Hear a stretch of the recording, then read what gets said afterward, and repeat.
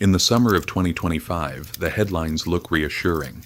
Inflation, they say, is cooling. The stock market is steady. Unemployment remarkably low. The Federal Reserve once again has engineered a soft landing. It's the perfect narrative, calm, measured, and comforting. But beneath the charts and televised confidence lies something else, a system stretched to its mathematical limits.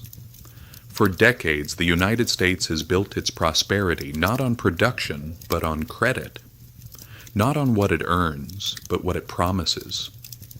And those promises, written in bonds, derivatives, and digital ledgers, have grown far larger than the real economy they represent.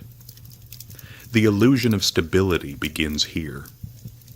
In a world where every sign of health may in fact be a symptom of addiction. Like a patient stabilized by endless medication, the American economy lives in balance only because it is constantly managed, adjusted, and dosed with liquidity. Every interest rate cut, every bailout, every quantitative easing has bought time, but not peace. The system doesn't heal, it adapts. It survives not by correcting its excesses, but by expanding them. To understand how we reach this strange equilibrium, a world where markets celebrate slowing growth and debt is every empire has its engine. For Rome, it was the legion. For Britain, the navy. For America, it's the Federal Reserve.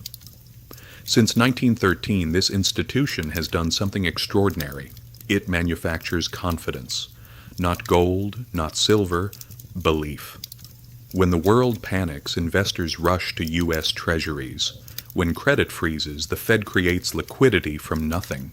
Billions, then trillions, conjured with keystrokes. And each time it works. Markets rise, panic fades, and stability returns, or at least the appearance of it. But stability has a cost. Every bailout, every injection of money shifts the line between recovery and dependence. We no longer ask if the Fed will intervene, but when. And like any addict, the market no longer functions without its fix. What was once emergency policy has become permanent life support. By 2025, the U.S. national debt has passed $38 trillion. Interest payments alone exceed the defense budget. But the headlines call it progress. Inflation is tamed, and markets are resilient. The truth is simpler. We are buying calm with tomorrow's chaos. Debt is no longer a bridge to growth. It's a foundation, and a fragile one. Every time rates rise, the system shakes. Every time they fall, we borrow more. It's a loop that no democracy can escape, because every voter wants comfort and every politician wants time. And time, in the modern economy, costs money. Printed, borrowed, or promised. When the Federal Reserve moves, the world trembles. A single sentence from Washington can shift the price of rice in India, the rent in Brazil, or the fuel bill in Africa. That's because the dollar isn't just America's currency. It's the planet's bloodstream. Every nation that borrows in dollars, every company that trades in dollars, every central bank that holds dollars, they all depend on the same pulse. When the Fed raises rates, that pulse tightens. Currencies fall, debts grow heavier, and capital flees to safety. Back to the United States. A silent gravity pulls money home. Emerging economies call it capital flight. Historians might call it what it really is: financial colonization. Inflation, the word every government fears and every generation forgets. It's not just rising prices, it's a mirror of power, showing who can protect value and who cannot. In 2022, inflation was a global ghost. It haunted shelves, wages, and savings.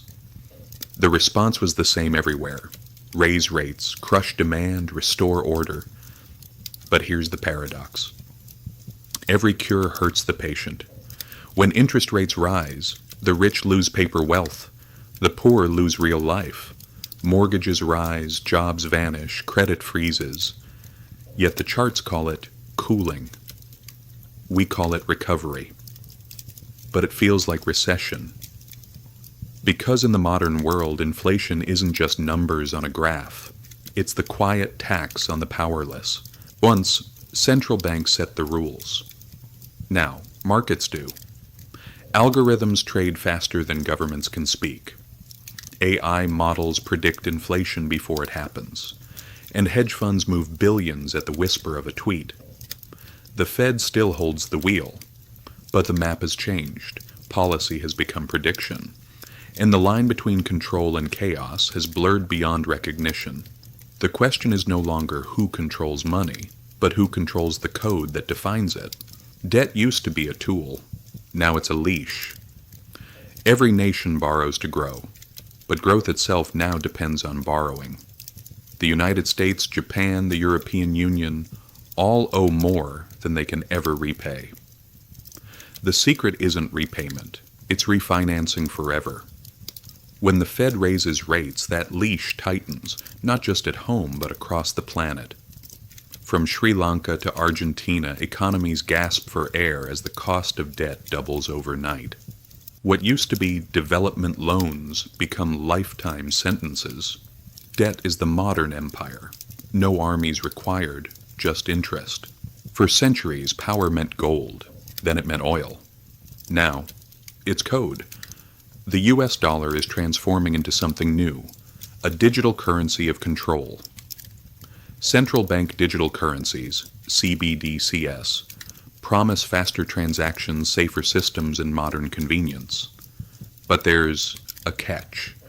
When money becomes code, every transaction becomes traceable, every purchase programmable.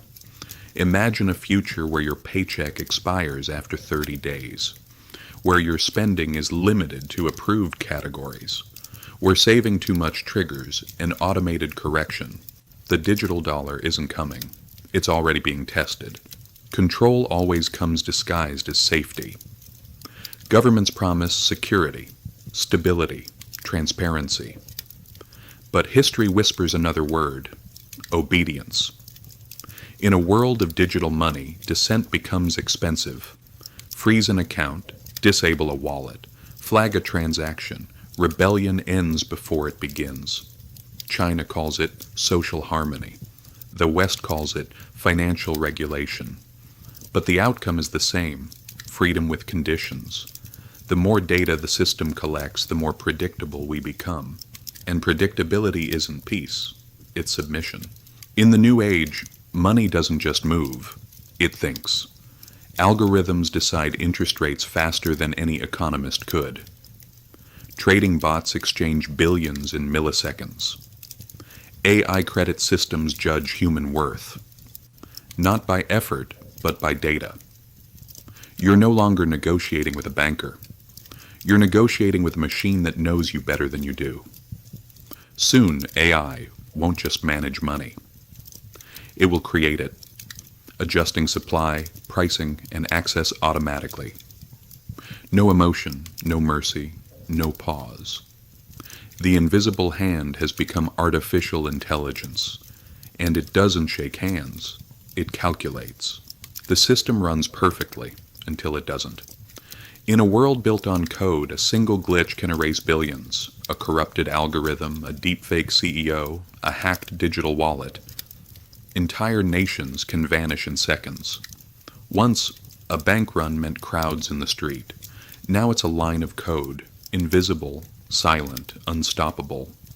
People used to say, "In God, we trust." Now we say, "In code, we trust." But what happens when the code lies? Trust isn't measured in numbers anymore. It's measured in uptime. When trust dies, new gods rise. Corporations become nations. Platforms become governments. Influence becomes the new currency. Your attention is monetized. Your behavior is collateral. Your identity is an asset in a global auction of control. Those who own data own destiny. Those who control algorithms control value. The empire of money has merged with the empire of information, and together they rule the world without borders. In the end, money is no longer about trade, but control. Every currency, every coin, every code is a reflection of belief, and belief is fragile. When everything of value exists in digital form, power no longer needs violence. It just needs access. The next empire won't build armies. It will build systems. And when the final reset comes, the question won't be how much you own, but what you're allowed to keep. Because the most valuable asset in a digital age is not gold, not crypto, not cash. It's freedom.